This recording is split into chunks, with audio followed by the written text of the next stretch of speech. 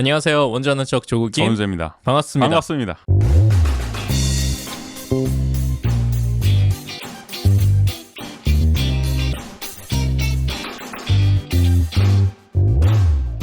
원하는 척이 네. 드디어 진정한 팟캐스트가 되었습니다. 찐 팟캐스트 네. 맞습니다. 네. 그럼 예전에 가짜 팟캐스트였느냐? 엄밀히 말하면 가짜일 수도 있어요. 아, 그렇죠. 엄밀히 얘기하면. 네.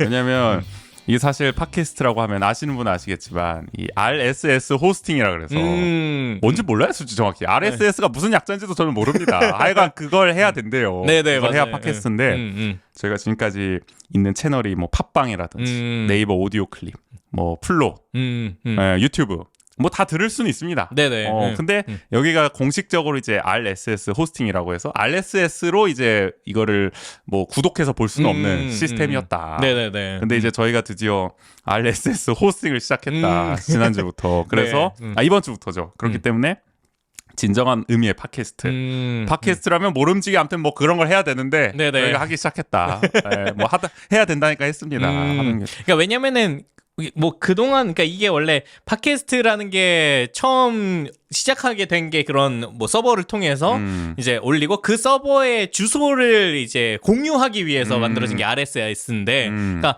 근데 그게 되게 예전의 시스템이긴 하지만 그렇죠. 근데 요즘에는 거의 그냥 플랫폼을 통해서 듣는 맞아요. 경우가 많다 보니까 옛날에 저 뭐 PC 통신이라든지 맞아요. 인터넷 초창기에는 블로그 글 같은 것도 사실 RSS로 막 구독하고 네네네. 뭐 이랬었단 말이에요. 근데 팟캐스트도 사실 그 시스템을 따서 해왔던 건데 맞아요. 요새는 워낙 뭐 플랫폼들이 자체 그 업로드나 이제 뭐 이 제공하는 게 워낙 잘 돼 있어서 사실 그걸 안 쓰긴 했는데 네. 어쨌든 원론적 의미의 저희는 팟캐스트를 네. 좀 시작하게 됐다. 그래서 채널이 좀 늘어났죠. 네. 저희가 지금. 일단은 힙스터들의 네. 언급결의 상징이 된 그 세계 최고의 팟캐스트 플랫폼이라고도 할 수 있죠.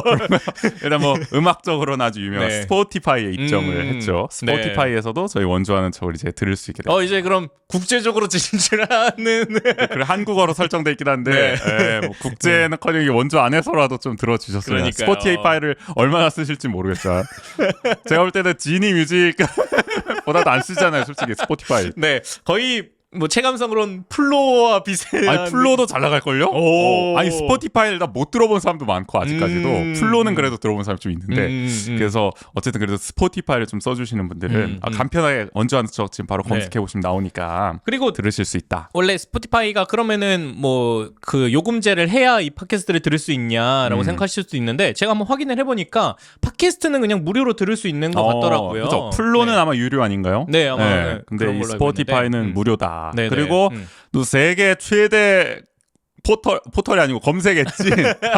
아무튼 네. 저 구글 팟캐스트에도 동시에 입점이 됐다. 네네. 네, 여기는 RSS만 있으면 입점이 돼 있기 때문에 사실 맞아요. 바로 두 개의 어떤 거대 국제 네. 플랫폼에 저희가 입점을 해서 진정한 팟캐스트로 거듭났기 때문에 더욱 간편하게 더욱 네. 다양한 채널에서 저희 원조 한척을 즐길 수 있다. 뭐 누군가 선택과 집중을 하라고 하실지도 모르겠지만 아유. 최대한 다양하게 그럼요. 올려봅니다. 어디에서 어떻게 저희가 노출될 수 있을지 모르기 그렇죠. 때문에. 뭐 하여간 뭐 이런 가운데서 최근에 아카데미 관련한 뭐 행사라든지 뭐 집회라든지 이런 데서 저희 방송을 잘 듣고 있다라는 말씀을 종종 좀 듣게 돼서 맞아요. 머스케어 그럴 때마다. 그러니까 요즘에 이렇게 뭐 오랜만에 뵌 분들을 만나거나 이러면은 방송 잘 듣고 있어요. 뭐 원주의 참 미디어 막 이러시면서 너무 민망합니다. 옆에 맞아요. 원주 MBC 있거든요, 다 카메라. 그러니까요. 저희는 뭐 거기 그 앞에서 그런 얘기 들으면 너무 민망하죠. 그렇죠. 그래서 지난번에 무실동 시민 행진할 때도 아주 어떤 그 이제 두 분이 오셔가지고 네네. 굉장히 저희 방송을 잘 듣고 있다라고 말씀을 하시면서 이렇게 인사를 하시는데 제가 너무 민망해가지고 계속 막 말을 못했어요. 막 이렇게 제가 감사합니다만 거의 계속. 네, 저는 한 바보같이 말이죠. 제가 계속 감사합니다밖에 할 줄 모르는 사람처럼 뭐가 이렇게 얘기를 좀 해야 되는데 뭐 이런 저런 얘기를 좀 자연스럽게 해야 되는데 제가 스몰 토크에 약해서 그리고 약간 이게 주변의 사람들도 약간 이렇게 놀리겠다고 막, 역시 참 언론이다 원조하지 막 이러니까 거기에 제가 이제 또 머쓱하게 반응을 하다 보니 그분들을 약간 좀 뻘쭘하게 했다 약간.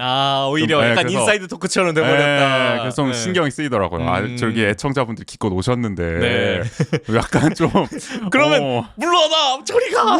그랬어요. 과감하게 저의 그 지인들을 떨쳐내고 그분들과 이렇게 인사를 제대로 했어야 되는데 그러지 못해서 상당히 송구스럽고 혹시 지금 방송을 듣고 계시다면 죄송하고 혹시 다음에 기회가 있다면 감사하고 다음에 기회가 있다면 한번 제대로 또 인사를 나누면 그래서 또 너무 감사하더라고요. 그 얘기 해주셔가지고 맞아 그날 맞아요. 또 국인 씨가 나중에 오셔가지고 좀 인사를 드리면 좋겠다 했는데 뭔가 또 마지막에 이게 상황이 또 여의치가 않아가지고 인사를 못 인사를 드리려고 했었는데 그냥 오게 됐다. 혹시 여러모로. 뭐 다음에 또 뵙는다면은 그때 좀 인사를 드리고 그러니까 그래도 제가 우주 씨보다는 조금 더 스몰 토크가 맞아요. 조금은 더 잘하기 그때 때문에 국인 씨라도 있었으면 제가 좀 스몰 토크를 더 그나마 시너지가 나서 저는 혼자 있으면 안 되나 봐요. 어쨌든 이렇게 또 대화를 감사했다. 나눠보면 좋을 것 같아요. 그래서 요즘에 참 원주 아는 척을 이렇게 많은 분들이 또 들어주고 계시구나 이런 것들을 현장에 가니까 또 느끼게 되는 것 같아요. 저희는 목표는 지역 사람들이 어차피 듣는 거기 때문에 뭐 서울 사람들 안 들어도 됩니다. 저희 방송 뭐 구독자 뭐 1,000명, 2,000명, 뭐 10,000명 하면 뭐합니까? 원주 사람들이 안 들으면 아무 소용 없는 겁니다. 저희는 구독자 지금 딱 좋습니다. 원주 사람들만 딱 이렇게 알토랑 같이 들어주셔도 너무 감사하다. 근데 부디 뭐 저희 구독자가 많아질 때 그분들이 원주 분들이면 좋겠다. 그렇죠. 원주 분들이 다 들어주시면 더 그럼 좋겠다. 너무 좋죠. 원주 분들만 다 들어주셔도 36만이에요. 가슴이 뛰는데요. 이 마음을 안고 오늘 좀 시작을 해볼까요? 좋습니다. 그럼 또 저희 담대한 목표를 가지고 또 원주 아는 척 74회 1부 한번 들어보도록 하겠습니다. 좋습니다.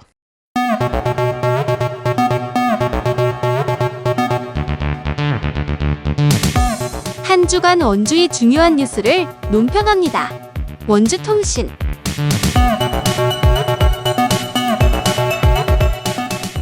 저희 원주통신 첫 번째 얘기는 어떤 이야기를 나눠볼까요? 아카데미 극장 철거 예산안 시의회 방금 전에 통과했습니다. 저희 녹음하고 있는 여러분들 방송 들으시는 어제 그죠? 저희는 지금 목요일입니다. 조금 전에 열린 본회의에서 지금 가결이 됐습니다. 14대 10인가로 가결이 됐어요.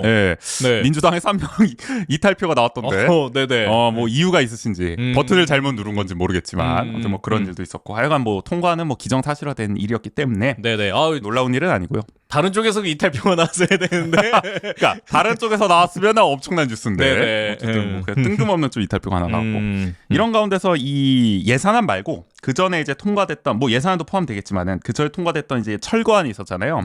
공유재산 이제 관리 계획 변경안 같은 거 그거에 이제 도덕적 행정적 문제를 지적하는 목소리가 잇따라 이번 주에 나왔습니다. 특히 원주시청 공무원이 직접 내부 고발에 이제 나서가지고 파장이 좀 있는 상황이죠.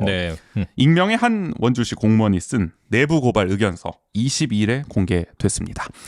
공무원 신분으로 이 시 정부의 일방적 졸속 행정을 직격하는 내용이 담겨 있는데 전문을 읽어보시면 좋을 것 같아요. 이게 지금 안녕 아카데미 인스타에서 전문을 읽을 수 있고 뭐 원주 아는 척에도 올라와 있긴 합니다. 그걸 다룬 거예요. 그러나 뭐 이제 원래 공개한 곳에서 이제 보시는 게 더 좋겠죠. 이 의견서는 지금 이제 원주시 곳곳에 또 붙어 있어요. 버스 정류장이나 막 이런데 그래서 길 가다가 막 보셨을 수도 있고. 그렇죠. 그랬을 거예요. 해당 공무원은 원주 MBC와 이제 인터뷰에서 시민에게 봉사하기 위해 시작한 공직 생활인데 오히려 시민을 속이고 있다며 공무원으로서 상당한 회의감이 느껴진다고 말했습니다. 그렇기 때문에 아마 이런 결심을 하게 됐다고 볼 수 있는 거죠. 자, 이 내부 고발 의견서의 핵심이 뭐냐? 결국에는 이제 극장 철거 발표 나흘 전인 4월 7일에 원주시 문화예술과가 작성한 아카데미 극장 사업 변경 추진 계획서가 시청 내부 전산망에 올라왔다는 겁니다. 이거는 이제 극장 사업을 아마 철거 쪽으로 바꾸는 내용으로 이제 추정이 됐죠. 어떻게 보면 이제 4월 10일에 아카데미의 친구들과 이제 원주시장이 간담회를 진행했잖아요. 그 전에 이미 철거 결정을 내린 게 아니냐라고 저희가 좀 이제 의심을 해볼 수가 있는 그런 상황인 거죠. 그렇죠. 그래서 어떻게 보면 그 동안은 우리가 이제 4월 11일에 철거 결정이 내려졌고 10일에 간담회를 했습니다. 그렇기 때문에 이게 간담회라고 하루 만에 철거 발표를 했기 때문에 이게 어떻게 보면은 명분 쌓기 아니었냐. 그러니까 난 소통했습니다. 보존 지지 단체와도 만나고 최소한의 네. 그런 형식적인 어떤 만남을 한 거 아니냐. 이미 결정을 내려놓고 그런 심증은 있었잖아요. 맞아요. 우리가. 그리고 이게 그 간담회가 사전에 예정돼 있던 것도 아니었고 그래서 갑자기 제안을 했어. 네, 갑자기 원래 이날이 발표 날이었잖아요. 네. 근데 네. 그게 연기되면서 바로 이날 갑자기 간담회가 진행이 된다. 그래서 당황했다는 후문도 있어요. 네. 받을 줄 몰랐다. 약간 원주시도.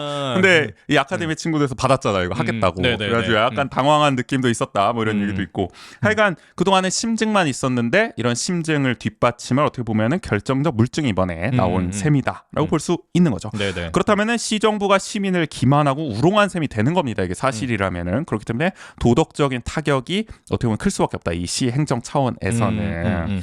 자, 시 정부는 이렇게 해명을 했습니다. 4월 7일 철거 결정을 만약에 내부에서 했더라도 최종 발표 전까지 불변한다는 가정은 옳지 않다. 그러니까 이 문서가 설령 철거 쪽으로 바꾸는 내용이더라도 그렇더라도 얼마든지 그 다음에 바뀔 수도 있었던 이게 거다. 뭐 정치라는 모르기 때문에 네. 그 4월 10일의 간담회를 통해서 시장님의 마음이 극적으로 그래서 이미 이 네. 문서는 다 올라왔지만 추진 네. 계획서까지 올라왔지만 다 바꿀 수 있다. 이게 뭐 끝날 때까진 끝난 게 아니다라는 야구계 아니 원주시는 행정을 이렇게 드라마틱하게 합니까? 그러니까요.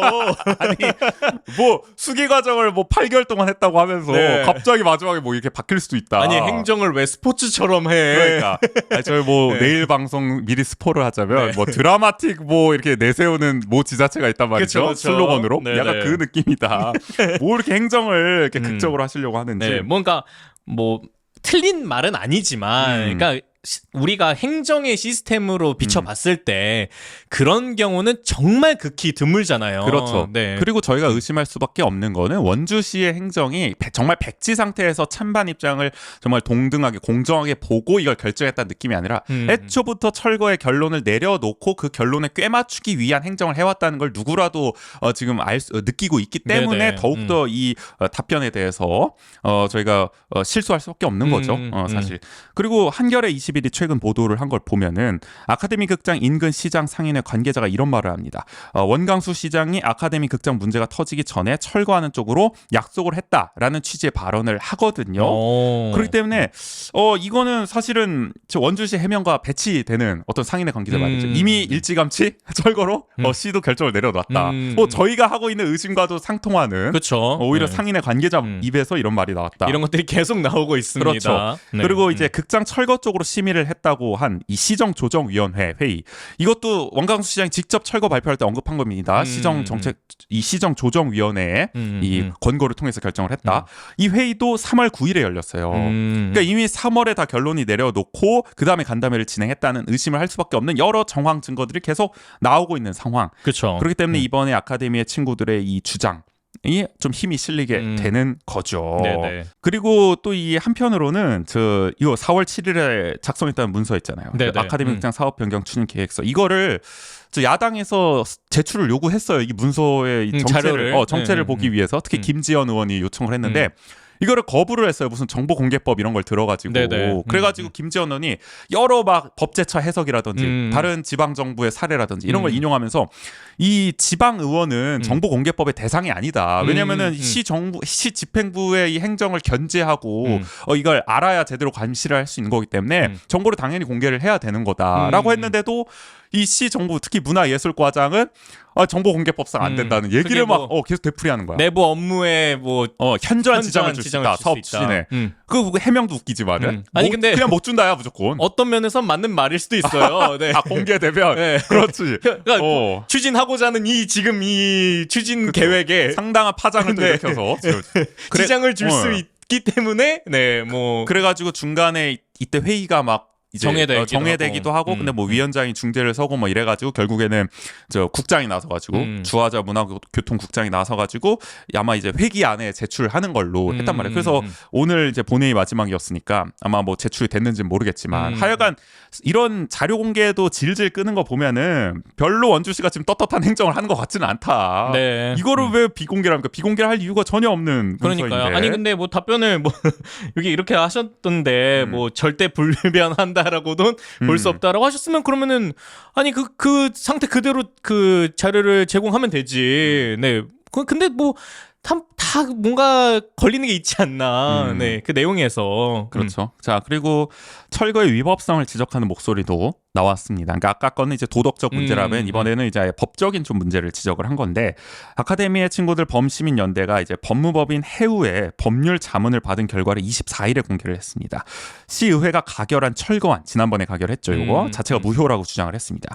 원주시장이 지방자치법 제55조가 규정한 제출 안건 공고 절차를 지키지 않은 채 철거안을 시의회에 제출했고, 또 아카데미 극장을 보존해서 철거로 바꾸는 이 공유재산 심의위원회가 있었죠. 이 소집 운영 역시 조례가 정한 사항을 위반했다는 겁니다. 그러니까 한마디로 요거 이제 공유재산 바꾸겠습니다. 아카데미 극장 바꾸겠습니다 하려면 시의회에 안건 제출했으면 그걸 사전 공고를 해야 된단 말이에요.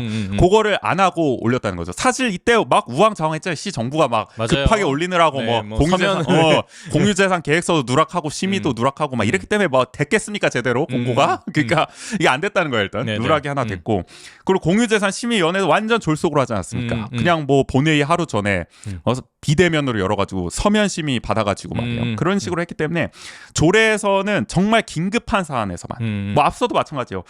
만약에 사전 공고를 못하는 거면 정말 긴급한 사안이어야 된다.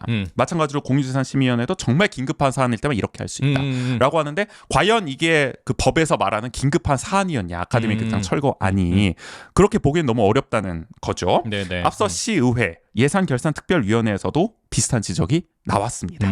권아름 더불어민주당 의원은 22일 회의에서요, 시가 공유재산관리계획 변경안을 시의회에 상정하기에 앞서 긴급을 이유로 사전 고지 없이 위원회 동의를 받았는데, 긴급을 요하는 사안은 객관적인 정황이 판단돼야 한다는 법리 해석을 받았다면서 법적인 다툼 소지가 있는 만큼 이번 회기에서 철거 예산을 다루지 말아야 한다고 말했습니다. 그러니까 최소한 이 긴급성이 과연 적절했냐에 대한 다툼은 있잖아요. 네네. 그러니까 뭐 이제 보존을 지지한 측에서는 긴급하지 않았다 할 것이고, 철거를 주장한 쪽에서는 긴급했다 할 것이고, 어쨌든 다툼의 여지, 해석의 여지가 있단 말이에요. 양보를 해서 보자면.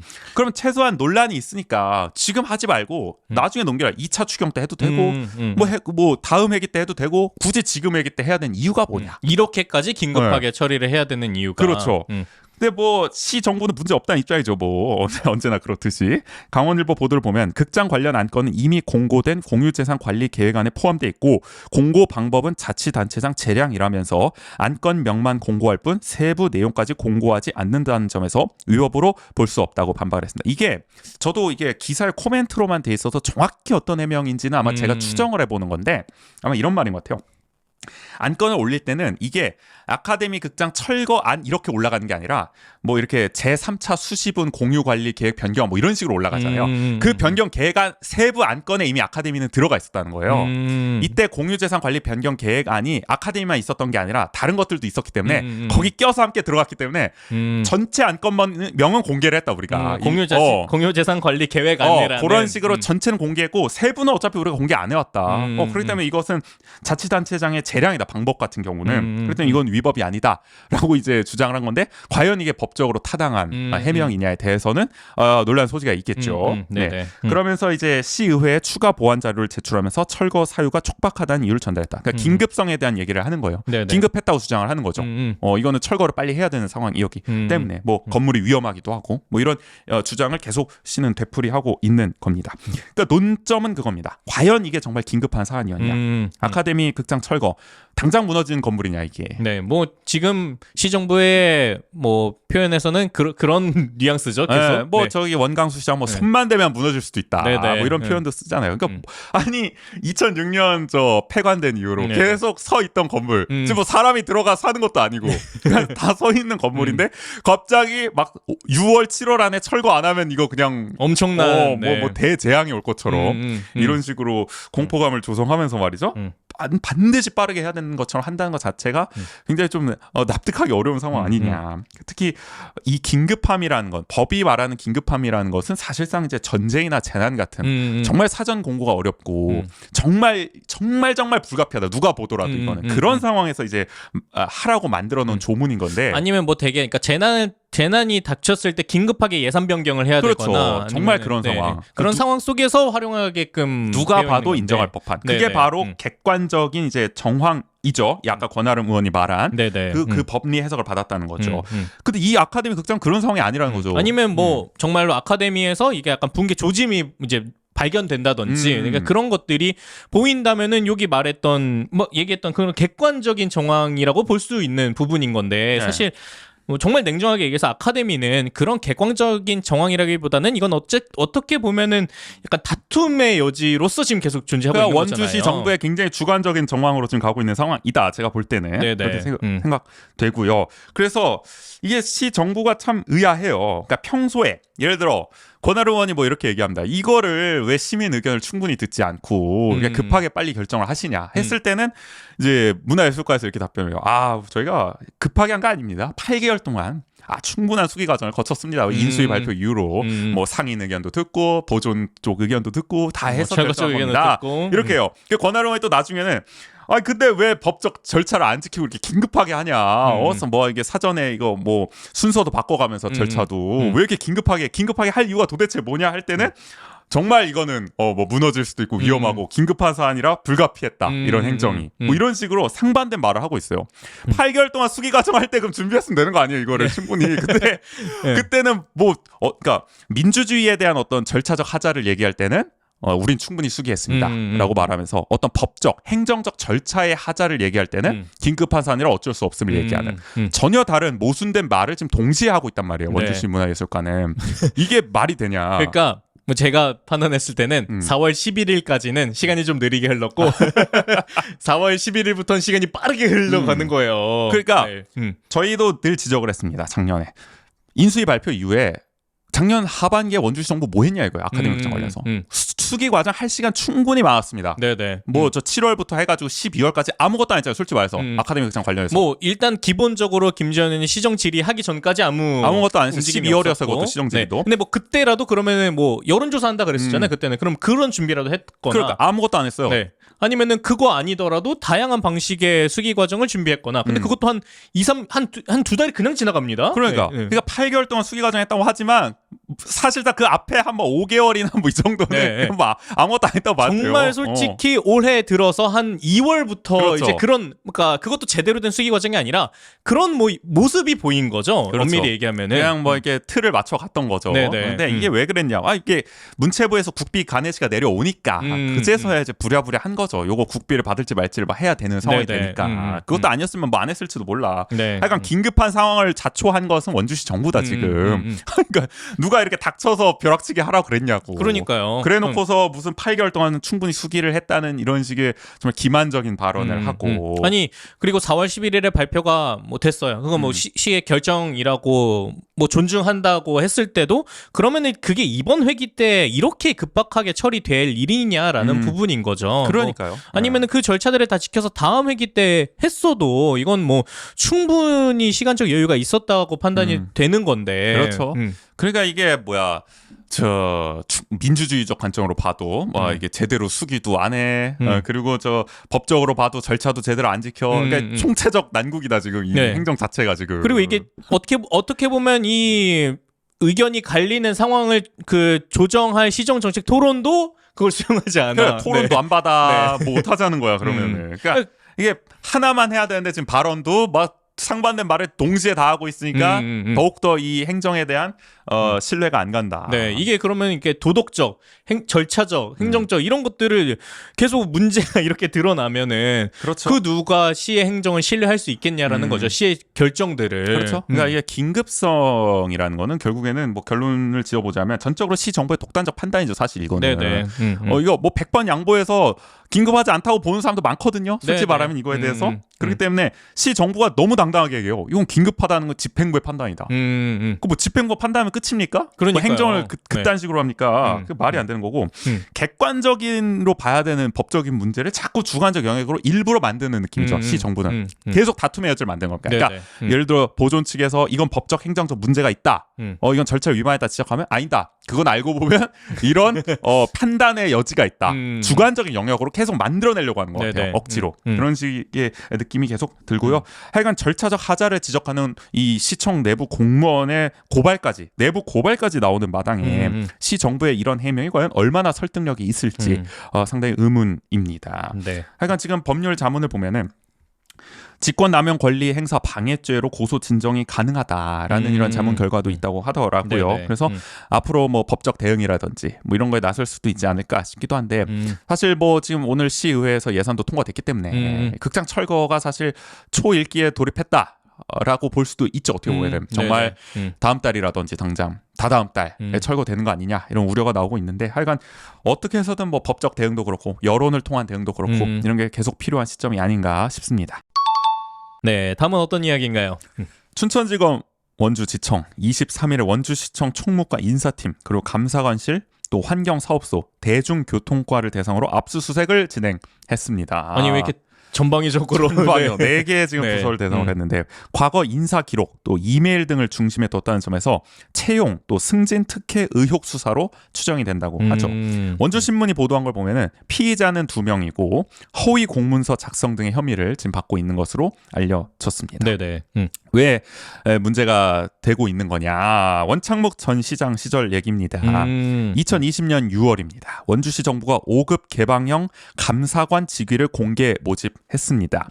이때 선발된 6급직 A씨가 있었어요. 이분이 2달 만에 개방형 직위 직무 대리로 발령이 나고 5급으로 초고속 승진 임용된 일이 있었습니다. 시 정부가 5급 직위, 5급 개방형 직위에 6급직을 승진 임용한 거는 당시 처음이었다고요. 그래서 여러 말들이 나왔다 그때도. 5급 개방형 직인데 6급직을 그렇죠. 이제 6급을 뽑고 승진 임명을 한 거죠. 어떻게 보면은. 그래서 원주시 출신 전 간부의 제보로 감사에 나섰어요. 감사원이. 그래서 올해 2월이었나 그때 당시 이제 인사팀장에게 혐의 없음 감사 종결 통지를 했는데 한 달 전쯤에 대검찰청에 수사 의뢰를 또 했다고 해요. 감사원이. 그래서 뭔가 좀 새로운 혐의점을 찾은 것일까. 그때는 발견 못한 뭐 이런 얘기가 나오고 있고. 아니면은 뭐 본인들 역량에서는 이게 증거를 충분히 찾지 못해서 혐의 없음으로 결론을 내렸으나 그래도 조금 더 자세하게 수사를 해보고 싶어서 약간 이렇게 또 의뢰한 게 아닐까 싶기도 하고요. 그래서 검찰은 2019년 7월부터 2021년 말까지 원주시의 이제 특별 승진 사례를 지적한 이제 강원도 감사 결과가 있었거든요. 이것도 한번 다시 들여다보면서 총체적으로 이제 인사 문제를 한번 들여다본다. 원창묵 전 시장 시절의 문제를 이제 계속 들춰보는 거죠. 하여간 시끌벅적합니다. 원주시.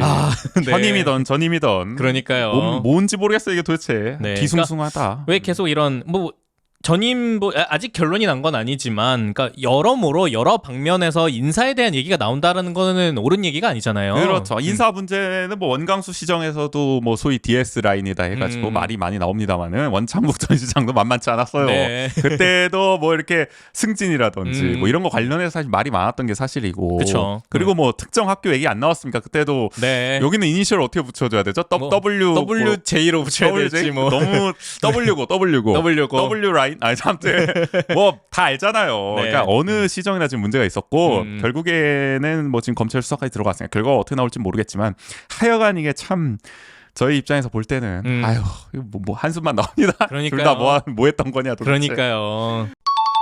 다음은 어떤 이야기인가요? 원주 강남 40분 시대가 점점 현실화하고 있다. 네, 이제 강남까지 수도권입니다. 1시간 안에 간다. 네. 남양주보다 빠른 거 아니야 이러면? 그럼요.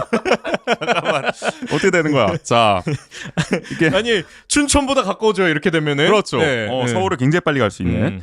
일단은 서원주역과 여주역을 잇는 복선 전철 건설 사업. 네. 뭐 이거 어떻게 보면 이거 오랜 기간 그렇죠.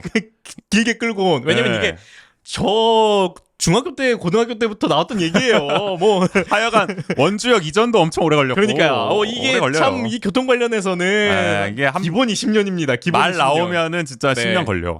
하는데 순조롭게 되는 법이 없어. 근데 이번엔 그래도 좀 잘 되는 것 같아요. 당초 예정보다 6개월 앞당겨 오는 9월에 조기 착공을 한다고 합니다. 그러면 개통 예정일도 원래 2027년 12월인데 그거보다는 좀 빨라지지 않겠냐. 뭐 예전에는 뭐 의미로만 2027년이었다면은 이제 진짜로 2027년에 좀 이용할 수 있다. 그렇죠. 뭐 한 네. 중순쯤에는 가능하지 않을까? 잘만 된다면은 그래도 2027년입니다. 사실 네. 몇 살이야 도대체? 뭐 그래도 한 4년 4년 뒤? 네, 4년 뒤. 네. 머지 않았어요? 이게 뚫리면은 준 고속 열차 KTX 이음 같은 거 말하는 겁니다. 요게 이제 판교역까지 바로 연결이 됩니다. 그러면은 경기도 남부권을 이제 바로 갈 수가 있는 거죠. 그래서 네. 이 판교역에서 또 신분당선으로 환승을 하면 강남까지 한 3정거장인가요? 3역인가요? 맞아요. 그 금방 정도면 가기 가거든요. 때문에. 그렇기 때문에 요것만 뚫려도 강남까지는 거의 1시간 뭐 이런 느낌으로 아마 커버가 된다. 판교에서 강남이 한 19분? 네, 뭐 어쨌든 그걸 굉장히 강조하기 때문에 그러면 진짜 1시간 이내예요. 이 시대로 그렇죠. 보면은 아마 조금 늘 수도 있어요. 왜냐하면은 저 판교역까지 가는 시간이 또 있으니까 서울 쪽에서 뭐 그 정확히 얼마일지 모르겠지만. 네네. 근데 이제 여기에 이제 2030년 개통 목표인 노선이 하나 있습니다. 수서 광주 복선 전철. 요게 만약에 순조롭게 진행이 된다면은 서원주역과 수서역이 직통으로 또 이어질 가능성이 생기거든요. 그렇게 되면은 정말 강남까지 40분으로 주파 가능하다. 야, 이거는 수서까지. 뭐 환승 없이 바로 그냥 그렇죠. 네. 바로 수서역으로 내릴 수가 있다. 그래서 2030년입니다. 이건 그래 또. 그러면 우리 저번에 소개했던 SDGs가 이제 또 결산할 수 있는 네네. 해예요. 2030년이면 그때 되면은 뭐 자동차 내연기관 뭐 많이 거의 없지 않겠습니까? 그래요? 뭐 과연 어떨지 새로운 목표가 또 나올 것 같은데 네네. 아무튼 그런 가능성이 생기고 만약에 이제 또 하나 또 얘기 나오는 게 여주에 강천역을 짓자는 얘기가 나와요. 여주역 말고 새로 이게 네네. 좀 더 원주에 붙어 있는 쪽이죠. 여주의 좀 동쪽일라나 뭐 아무튼 그런 느낌. 이 강천역을 왜 짓자는 얘기가 나오냐면은 원주 입장에서는 수도권 전철 운행을 노려볼 수가 있어요. 그러니까 지하철 우리가 흔히 생각하는 네네. 수도권 전철이 원주까지 오냐 마냐도 사실 얘기가 많이 나오잖아요. 야 지하철 오냐 원주도 뚫리냐 그러니까 순천처럼. 뭐 보통 이렇게 복선 전철 이러면은 바로 그러니까 지하철이 온다라고 생각하시는 분들도 많아요. 근데 지금 지하철이 오는 거 아닙니다. 네네. 지금 KTX 이음이 오는 거예요. 네, 어떻게 보면은 그냥 우리가 인식할 땐 기차가 오는 겁니다. 기차가 오는 겁니다. 기차. 네네. 그런 건데 만약에 지하철이 올리면 우리 맨날 저 춘천이 지하철 온다 그러잖아요. 네. 막 자랑하는 사람도 있어요. 춘천도 지하철이 온다. ITX 청춘도 오고 막 다 온다 막 이런 얘기 한다고 경춘선 오고. 네네. 이게 우리 원주도 올라면 어떻게 되냐? 강천역이 신설이 돼야 된다. 지금 왜냐면 지금 여주역까지는 가잖아요. 여주역에서 서원주역이 한 22km 돼요. 근데 생각해보세요. 지하철이 22km 가면은 이건 좀 힘들다. 기차예요. 힘든가 봐요. 하여간 뭔가 좀 힘든가 봐요. 그래서 중간에 역을 하나 놔야 돼. 여주역과 서원주역을 이어줄 뭔가를 놔야 돼. 그게 바로 강천역이다. 그래서 만약에 이 강천역이 그 여주 강천역 그쪽 지역 가면은 그 부근에 가면 강천 지역 부근 가면은 현수막이 많이 걸려 있어요. 강천역 놔달라는 현수막도 있고 막 주민 수건이다 뭐 이런 얘기도 있거든요. 그건 여주 그 강천역 주변에 그 강천 주변에 계신 분들뿐만 아니라 그렇죠. 원주의 염원까지도 되는군요. 그렇죠. 원주 사람도 여주 가기 편하고 여주 사람들도 원주 오기 편하고. 네네. 하여간 뭐 이걸 좀 지어진다면 수도권 전철 운행도 기대해 볼 수가 있다. 야. 그래서 원주의 수도권 시대가 더 가속화될 수가 있다. 경기도 편입 탈강원 되는 겁니까? 그래서 이게 아마 뭐 일단 있겠죠. 이런 원주의 수도권화가. 네. 그러니까 이게 뭐 교통이 좋아지면은 그러니까 저는 그렇게 생각해요. 그러니까 대개는 원주에 올 수 있는 사람이 늘 거라고 생각하는데 저는 오히려 여기라고 생각해요. 유출이 더 가속화될 수도 있다라고 생각을 해요. 그리고 원주에서 즐길 수 있는 많은 것들이 이제 그냥 더 가까운 시간을 들여서 수도권에서 즐길 수 있는 기회가 더 많아지기 때문에 오히려 원주 자체에서 즐길 수 있는 어떤 가능성이 더 줄어들 수도 있다. 근데 네. 그렇다고 또 교통을 불편하게 할 수는 없단 말이죠. 그쵸? 그래서 네. 결국엔 지혜를 잘 모아야죠. 예를 들어서 우리 문화 활동 많이 얘기하지 않습니까? 서울과 이제 지방의 인프라 격차. 근데 원주는 굉장히 유리해졌죠 지금. 그쵸? 서울에 가서 문화 활동을 즐기기. 네네. 그럼 서울에만 가서 즐기는 것도 좋아. 서울에 즐기는 것도 좋아.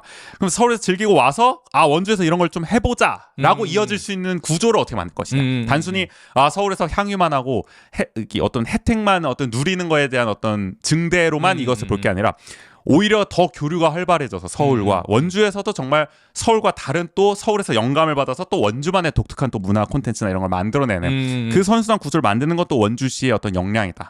우리 또 지역사회의 또 역량이다. 그렇게 네네. 생각하기 때문에 교통이 편해지는 건 저는 어쨌든 좋은 일이다. 맞아요. 좋은 일인데 이거를 단순히 좋은 일에서만 그치는 게 아니라 역효과 이런 걸 생각해서 또 지혜를 모을 필요도 있겠다. 네, 아무튼 네. 강남까지 40분 시대를 생각해보면 2030년까지 할 시간이 있으니까 그런 역량을 좀 다져나가자. 그런 생각이 들어요. 지금은 어쨌든 이 뭐 기차나 아니면 고속전철을 통해서 가는 게 다 강북이잖아요. 뭐 청량리, 용산, 또는 뭐 서울역 이렇게만 갈 수 있다 보니까 거의 강남을 가기 위해서는 버스를 타거나 아니면은 자가용을 타고 이동하는 경우가 그렇죠. 거의 대부분인데 네. 네. 아니면 청량리에서 뭐 전철을 타서 가거나 네, 그렇죠. 그래서 뭐 강북, 강남 다 뚫린다 어쨌든. 네네. 네, 뭐 2030년 기대해 주십시오. 다음은 어떤 이야기인가요? 자, 우산 철교를 보존하냐 철거하냐. 또 때 아닌 논쟁이 또 보존과 시작됐습니다. 철거가 그러게 네. 말입니다. 여기도 문제가 되나 봐요. 원주시 정부가 1차 추경안에 우산 철교 철거 실시 설계 용역비 7천만 원을 편성했습니다. 이게 뭔가 이제 철거를 위한 복선 아니냐 네네. 뭐 이런 느낌을 주니까 전임 시장이죠. 원창묵 더불어민주당 원주갑 지역위원장이 16일에 철회를 공개적으로 요구하고 나섰습니다.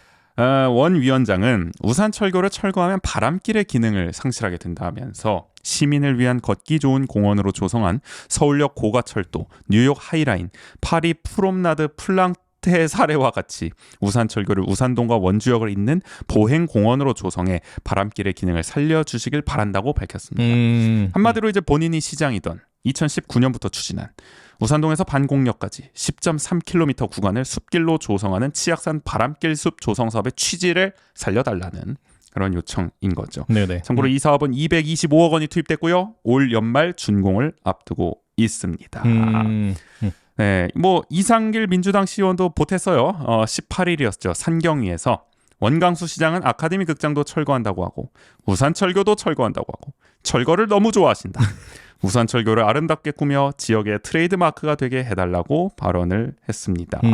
요게 저 우산철교가 어쨌든 이게 1구간 저 바람길 숲의 1구간이 우산동 한라 비발디 아파트 앞부터 원주 철교까지인데 네네. 거기에 해당되는 거죠 지금 네네. 1구간에. 근데 요거를 철거하게 되면은 중간에 이제 끊기는 셈이니까 바람길 숲이. 그렇죠. 그리고 뭐 지금도 뭐 그 옛 학성초교 앞에 그 철교를 이제 철거하기도 하고 그다음에 우산동 그 단계동에서 우산동 가는 길에 있던 그 자그마한 철교들도 다 철거를 했잖아요. 그렇죠. 네. 그러다 보니 폐교를 지금 다 철거한 수순으로 가다 보니 우산철교도 좀 그렇게 잡힌 것 같은데. 네네. 근데 바람길 숲의 취지를 생각하자면은 이 우산철교가 만약에 이게 철거되면은 거기를 이제 횡단보도로 건너가든가 뭐 아무튼 이런 상황이 벌어지니까 이게 걷는 공원으로서 어떻게 보면 역할을 못하는 거 아니야? 막 자전거 타고 막 이렇게 가는 사람들 어떻게 되냐? 그러니까 이게 그 문제를 좀 지적을 하고 네. 있는 뭐 거죠. 지금 철거된 구간은 그래도 폭이 막 엄청 크진 않아요. 그러니까 되게 뭐 한 2차선 정도의 그 길이 아니면은 그보다 더 짧거나 그러니까 그렇기 때문에 잠깐 뭐 횡단보도를 건넜을 때 그렇게 뭐 그 바람길의 그 기능이라든지 이런 뭐 느낌이라든지 이런 게 막 그렇게까지 영향을 주진 않을 텐데 우산철교는 그 길이나 그 자체가 그렇죠. 막 신호 기다려야 되고 맞아요. 막 이렇게 굉장히 난리가 크기 나고. 때문에 네, 그렇기 때문에 그러니까 예를 들어서 그러니까 뭐 정확히 제가 그 지금 폐교된 구간, 철교된 구간이 어떻게 이어지는지 모르겠지만 바람길 숲 사업이 완벽하게 지금 제가 그 보지를 못해가지고 그 조성 구간을 근데 하여간 뭐 이 우산 철교는 좀 결정타가 될 수 있다. 이 취지에 훼손할 수 있는 뭐 그런 느낌으로 이해해 주시면 될 것 같아요. 자. 어쨌든 연합뉴스 보도를 보면 시정부는 해명을 했어요. 우산철교가 노후화해서 낙석과 교대가 이게 다리의 양쪽 맨 끝을 이제 괜 기둥이라고 하죠. 교대가 이제 충돌 사고가 발생한다 이쪽으로. 그래서 경관 개선과 안전사고 방지 차원에서 철거를 검토 중인 거고 확정된 사안은 아니라고 했는데 근데 굳이 7천만 원 들어서 용역을 할 정도면은 어느 정도는 가닥을 잡아놓은 거 아닌가 싶기도 하고. 이게 약간 답변이 어디서 본 듯한 이게 그러니까. 기시감이 드는 이유는 아직 결정된 건 아닌데 백지 상태인가요 이것도? 그렇지만 이제 뭐 안전사고 방지를 위해 명분은 다 만들어 놓으셨어 이미. 네. 그래서 요것도 좀 철거 쪽으로 가닥이 잡히는 것 같긴 한데 사실 저는 요거는 뭐 정확히 판단을 못하겠어요 솔직히. 이게 글쎄 뭐 바람길 숲의 취지를 생각한다면 살려놓는 게 좋을 것 같기는 해요. 그런데 글쎄요, 뭐 하여간 뭐 때려 부수는 게 다 능사는 아니니까 뭐 이게 보존을 하는 게 뭐 좀 낫지 않나라는 생각이 길기도 하는데 뭐 다른 한편으로는 모르겠어요. 네. 사실 약간 모르겠어 이거를. 그러니까 마음은 이게 보존이 낫지 않나 싶긴 한데 저도 명확하게 이게 보존이 어떤 점에서 좋은 것 같다라는 얘기를 하기는 좀 어려운 것 같기는 하고. 근데 그러니까 그 바람길 조성 사업 자체가 폐철도를 활용하는 거다 보니까 그러니까 그러면 그거를 얼마나 정말 잘 활용할 수 있겠느냐에 대한 고민도 좀 해봐야 되지 그러니까 않을까. 리모델링을 좀 제대로 하면 좋을 것 같기도 하고 이게 뭐 경관 문제 뭐 이런 거 안전사고 문제가 있다고 하니까 그런 거를 하는 게 오히려 더 좋지 않을까 싶기는 한데 뭐 저기 어디야 상지대 정문 쪽 가는 길 철교도 없앴잖아요. 그 무슨 철교지? 아무튼 저 그것도 철교 하나 있었는데 날렸잖아요. 맞아요. 예. 뭐 시원해 보이긴 하더라고요. 뭐 이렇게 드러내 버리니까. 그러니까 오히려 그런 반응이 좀 많아요. 왜냐면 옛 학성초 앞에도 철교가 있었는데 그걸 철거하니까 되게 탁 트여 보이어서 좋다. 그래서 오히려 시민들 반응은 좀 철거하는 걸 좋아할 수도 있어. 네네. 어떻게 보면은. 왜냐면 어떤 면에서 시민들, 그러니까 당장 지금 바람길 숲이 조성된 게 아니다 보니까 와닿는 게 다르지. 네, 그렇기 때문에 그러니까 물론 이건 뭐 활용이 안 되고 있기 때문에 그걸 철거하는 게 더 좋아 보이기 이상하네요. 그래서 난 반응이 좀 시민들은 오히려 보존보단 철거를 원하지 않을까 싶은 생각도 들고. 근데 막상 또 바람길 숲이 딱 조성이 되면은 놔두길 잘했다 이런 얘기가 나올 수도 있으니까 조금은 기다려 보는 게 낫지 않을까. 올 연말 준공이라고 하니까 바람길 숲이 하여간 좀 왜 이렇게 급한지 모르겠어. 이 시행정이 좀 차분하게 했으면 좋겠습니다. 네네. 마지막은 어떤 이야기를 해볼까요? 자, 양양국제공항을 허브로 하는 플라이 강원이라는 회사가 있지요. 네.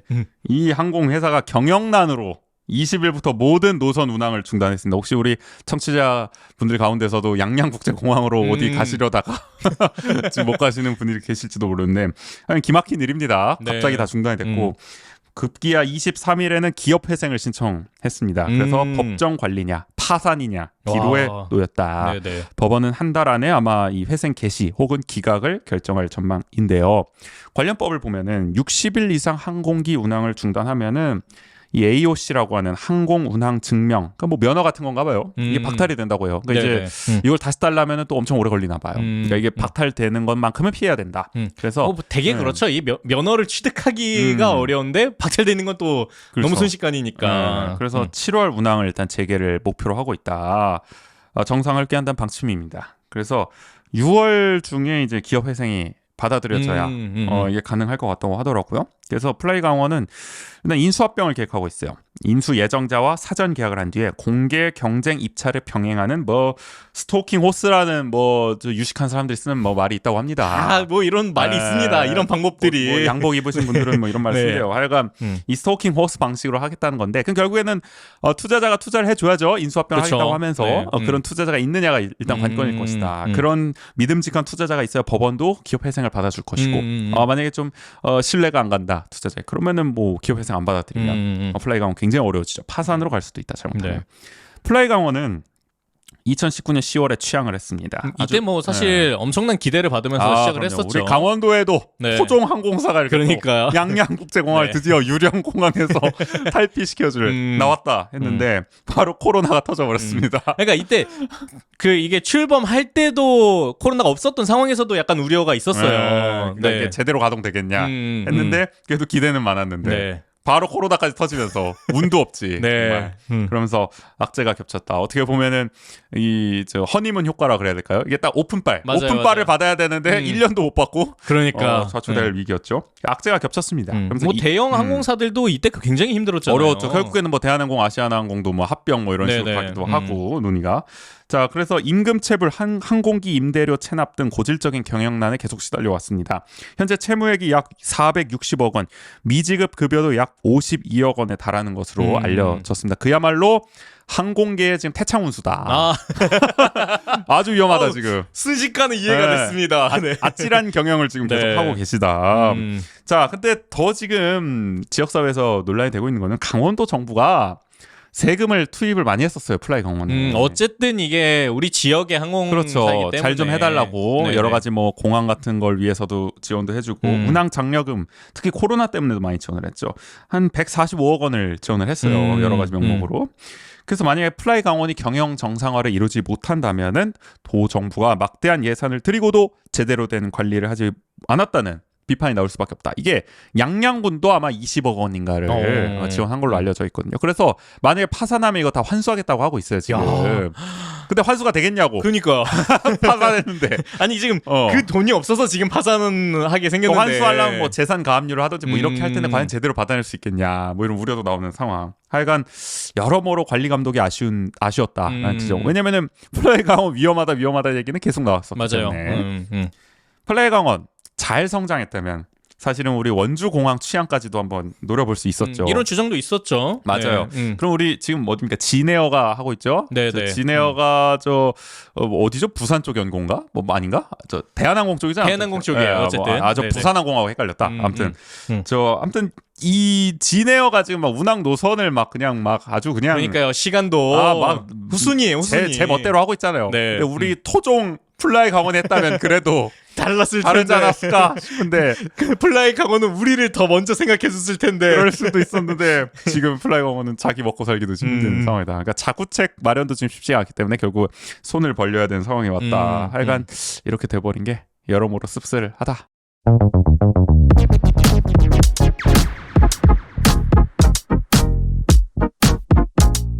함께 알면 더 좋은 원주의 생활 정보 대신 전해드립니다.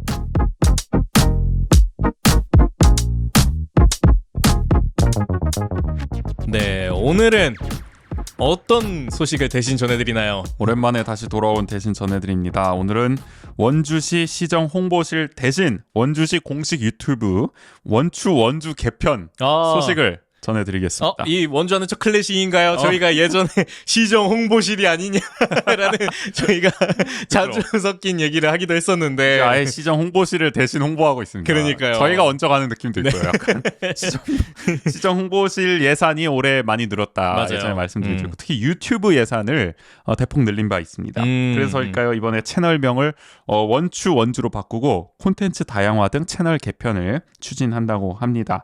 과연 이 지자체의 아주 전형적인 어떤 유튜브들의 모습이 있지 않습니까? 그것에 좀 한계를 넘어설지 관심이 가는데 코너들이 좀 있더라고요. 이 원주의 다양한 사람들의 이야기를 소개하는 인사운드. 이게 보니까 뭐 자유시장 이런 데 가가지고 상인분들의 어떤 살아온 이야기 뭐 이런 걸 듣는 약간 그런 느낌으로 보시면 돼요. 뭐 영서방송 이런 데서 자주 하던 뭐 원주 MBC나 그런 느낌.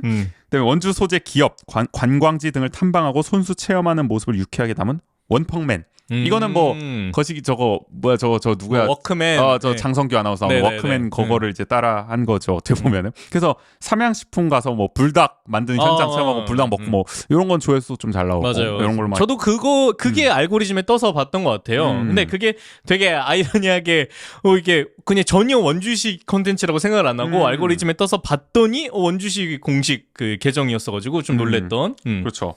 그래서 아무튼 요런 코너도 있고 또 원주의 여러 소식을 뉴스 형식으로 보여주는 원주큐. 이건 제가 봤더니 그냥 시정 뉴스인데요. 예전에 그럼 계속 하던 거 아닌가요? 그것보다는 부드럽게 했다고 하는 것 같긴 한데 그래도 뭐 느낌은 그냥 시정 뉴스를 계속 보여주는구나 뭐 이런 느낌이었고. 네네. 원주시 MZ세대 공무원들이 직접 출연해 원주에 관한 여러 정보를 전달하는 뭐 브이로그 숏폼 영상. 이거 아마 최근에 한지문화제였나요? 네네. 거기 아마 뭐 체험한 뭐 브이로그가 올라왔던 것도 기억이 나는 것 같습니다. 하여간 뭐 이런 것들을 많이 만들어 보겠대요. 그래서 약간 시리즈물로 좀 콘텐츠들을 기획하는 뭔가 거군요. 이렇게 틀을 만들어내는 거죠. 아무거나 막 올리는 게 아니라 이제 뭐 이렇게 재생 목록도 좀 정비를 해서 코너화하고 뭐 이렇게 좀 체계적으로 업로드 일정도 해서 올려보겠다. 네네. 근데 사실 원주시 이 유튜브의 최고 인기 콘텐츠라고 하면은 약 한 13년 전에 제작한 원주시 스트레칭 체조 시작이라는 영상이 있습니다. 뭐 저희도 한번 언급을 했었던 것 같은데요. 그랬나요? 뭐 그랬던 것 같기도 하고. 요게 지금 조회수가 현재 154만이거든요. 이런 콘텐츠 없어 지자체. 이 정도 킬러 콘텐츠. 이런 거 대박 났다고. 얼마나 많은 분들이 스트레칭을 하고 계시는지 이 영상으로. 이거 댓글 보면은 우리 원주시가 스트레칭 참 잘하네요. 원주시님 스트레칭 정말 대단합니다. 이래요. 약간 밈이 됐어 그게. 그래서 이런 콘텐츠가 의외로 또 인기가 있다라는 생각이 들고 현재 원주시 유튜브 구독자 9,820여 명이죠 지금. 조만간 1만 명 넘어설 수 있다. 이번 개편을 통해서 좀 노려보는 것 같기도 합니다. 그리고 이번 개편된 콘텐츠들이 조회수가 그래도 은근 잘 나오는 것 같더라고요. 그런 것 같아요. 개편한 보람이 좀 있지 않나. 뭐 오픈빨일까요 이것도? 이건 개편빨? 뭐 그런 것도 있을 것 같고.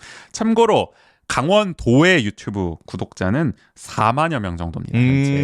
그리고 우리의 라이벌이라고 할 수 있는 빅3 춘천은 7천여 명 정도, 강릉도 또 7천여 명. 원주가 그래도 빅3 중에서는 가장 만 명에 가장 최초로 근접해 있다. 만 명을 돌파할 것 같다. 그렇죠, 그렇죠. 네. 이렇게 보니까 강릉이 그래도 꽤 높네요. 7천여 명. 그런 것들 춘천이 좀 부진한 것 같기도 하고 인구 수나 뭐 이런 거 봤을 때. 네네. 아니 원주가 부진한 건가? 상대적으로 아직 만 명도 안 됐다는 게. 하여간 지자체들은 뭐 이렇게 유튜브를 많이 합니다. 그리고 이렇게 다양한 걸 해요. 이게 또 충주시의 약간 그러니까. 그 사례가 막 화제되고 네. 그걸로 인해서 이게 여러 지자체가 그 일선 공무원들한테 우리도 충주시처럼 해봐라라고 네. 이게 약간 가이드 아닌 가이드처럼 내려가고 있대요. 그러면 절대 못하지. 맞아요. 그러니까 네. 아니 유튜브 담당관이잖아요. 사실 그 네네. 홍보맨은 충주시에. 그러니까 그렇게까지 전폭적인 지원을 해줄 것이냐. 그리고 그 이전에도 원래 유튜브로 굉장히 화제가 됐지만 그 이전에도 저희는 그 전에도 좀 알았던 게 포스터를 굉장히 맞아요. 거기서부터 이미 어떤 복선, 그러니까 어떤 그 기질이 보였다. 기질을 보여줬기 때문에 네. 사실 유튜브까지도 폭발할 수 있었던 건데. 근데 그걸 또 이제 승인을 해준 거잖아요. 어쨌든. 그렇죠. 네. 그러니까 하루 아침에 그 감성을 만들어낼 수는 없는 거고 켜켜이 쌓여오는 건데. 그러니까 저는 잘할 수 있는 걸 하는 게 중요하다고 생각해요. 맞아요. 충주시처럼 그렇게 무슨 뇌절, 밈을 활용한 뭐 콘텐츠 이런 걸 잘하는 데는 그렇게 하면 되는 거고. 근데 그걸 억지로 만들 수는 없는 거죠. 맞아요. 오히려 가장 잘할 수 있는 방식으로 하는 것이 저는 괜히 어설프게 하는 것보다는 훨씬 낫다라는 생각이 들었는데 최근에 또 화제가 되는 게 저 어딥니까? 서울 강서구청에서 운영한 유튜브에 또 이거 뭐 한국 최초는 확실한 것 같고 거의 뭐 혹시 전례를 찾아보기 힘든 버튜버가 나왔어요. 네. 지금 세로미 네. 강서구청 세로미가 지금 또 저의 지자체 최초다. 저의 옛 고향 강서구 네. 까치가 상징이거든요. 원래 그 까치를 형상화한 캐릭터가 세롬인가 뭐 그랬던 것 같은데. 아무튼 뭐 세롬이랑 원래 캐릭터가 있대요. 근데 이름을 그대로 따와가지고 또 버튜버로 만들었다. 네, 그러니까 그 최초 버추얼 공무원이라고 그러니까. 그러더라고요. 야, 그래서 이거는 근데 신선해. 네. 차라리. 그래도 진짜 많이 화제가 됐어요 이거는. 네. 그래서 근데 앞으로 어떻게 활용하느냐가 이제 관건이겠죠. 계속 일관성 있게. 근데 최근에 여기 구청장이 지금 날아갈 위기던데. 저 뭐 재판 나와가지고 결과가. 우리 세롬이도 혹시 이게 괜찮은가 네. 싶기도 하고 하여간 참 독특한 시도가 이어지고 있다. 근데 보니까 뭐 일본 지자체는 사례가 있는 것 같기도 해요. 이게 버튜브 사례가 그래서 아시아 최초까지는 아닌 것 같긴 한데. 야, 근데 일본은 뭔가 있을 것 같아. 한국도 근데 이제 버추얼 유튜버들이 어쨌든 굉장히 그 세계도 깊고 또 넓잖아요. 맞아요. 그렇기 때문에 이런 게 이제 지자체까지도 가고 있다. 우리도 약간 한때 이제 뭐 그 고양시의 고양 그 캐릭터를 시작으로 해서 약간 그런 캐릭터 열전이 좀 맞아요. 이어졌잖아요. 우리 꽁들이까지 이어지는 맥락 아니겠습니까? 맞아요. 꽁들이도 그런 이게 흐름에 힘입어서 만들어진 건데 새로운 영역인 버추얼 또 시도 하나 딴데도 야 근데 고양시의 고양이도 지금 날아갈 위기던데. 그러니까요. 나 난리다. 하여간 참 웃깁니다. 어쨌든 원주시 이번에 개편 특집으로 이벤트를 한다고 해요.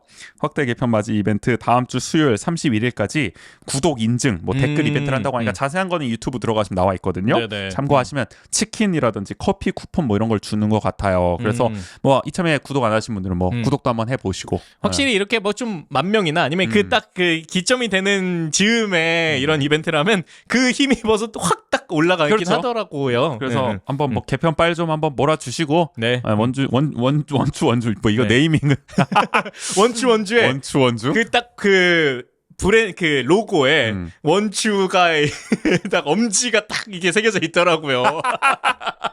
아니 이거 저희 내일 방송 이따 예고하겠지만은 뭐 스포는 안 하겠지만은 야 내일 방송 생각해 보았을 때 원주 이거 박빙이다. 내일 방송 들으시면 아시겠지만 야 이거 대단한 네임이다 이런 생각 갑자기 드네요. 하여간 뭐 이벤트 참여하시고 구독해주시고 저희 원주하는 척도 뭐 이미 구독하셨겠지만 구독 겸사겸사 해주시고 그래주셨으면 좋겠네요. 오늘은 이렇게 원주시 시정모실 대신 원주 개편 소식을 대신 전해드렸습니다.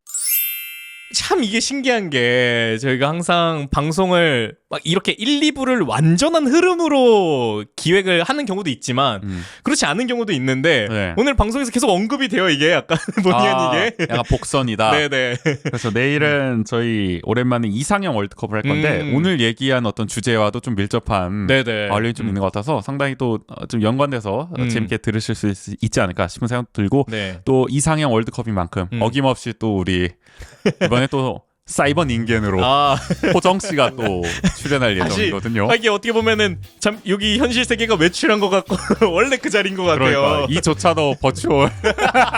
우리 다 AI가 만든 사실 저희 사실 매트리스에 만들어낸 뭐 그런 느낌이죠. 어쨌든 내일 한번 들어보시면 어떤 또 주제로 이상형 월드컵을 할지 한번 또 뭐 기대해 주세요. 네. 내일 방송도 많은 관심 부탁드리고요. 오늘 방송은 여기서 마무리해 보도록 좋습니다. 하겠습니다. 지금까지 진행의 조국인 정재였습니다. 모두 안녕. 안녕.